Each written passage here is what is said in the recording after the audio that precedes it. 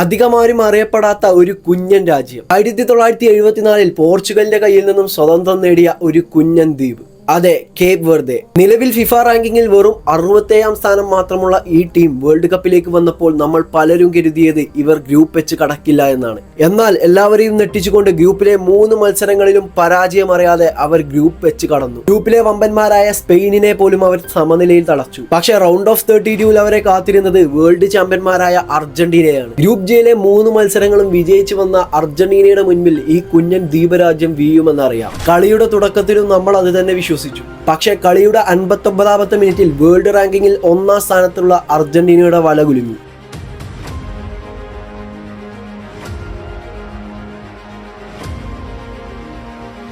അതെ, അവർ പോരാട്ടം അവസാനിപ്പിച്ചിട്ടുണ്ടായിരുന്നില്ല. ഡുവാർട്ടെ അടിച്ച ആ ഗോൾ കളിയെ എക്സ്ട്രാ ടൈമിലേക്ക് നയിച്ചു. എന്നാൽ എക്സ്ട്രാ ടൈമിന്റെ തുടക്കത്തിൽ തന്നെ വേൾഡ് ചാമ്പ്യന്മാർ വല കുലുക്കി. അങ്ങനെ എല്ലാം അവസാനിച്ചു എന്ന് കരുതിയപ്പോഴാണ് ആ മനോഹര ഗോൾ പിറക്കുന്നത്. ഈ വേൾഡ് കപ്പിൽ നമ്മൾ കണ്ട ഏറ്റവും സുന്ദരമായ ഗോൾ.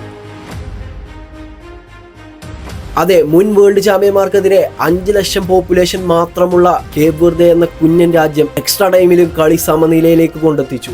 എന്നാൽ അത് അധിക നേരം നീണ്ടു നിന്നില്ല. കളിയുടെ 111ാമത്തെ മിനിറ്റിൽ അർജന്റീന ആ വിന്നിംഗ് ഗോൾ നേടുന്നു. അങ്ങനെ നമ്മളെയൊക്കെ നെട്ടിച്ച 40-കാരനായ വൊസീനിയുടെ നേതൃത്വത്തിലുള്ള ആ ടീം 2026 ലോകകപ്പിൽ നിന്നും പടിയിറങ്ങി.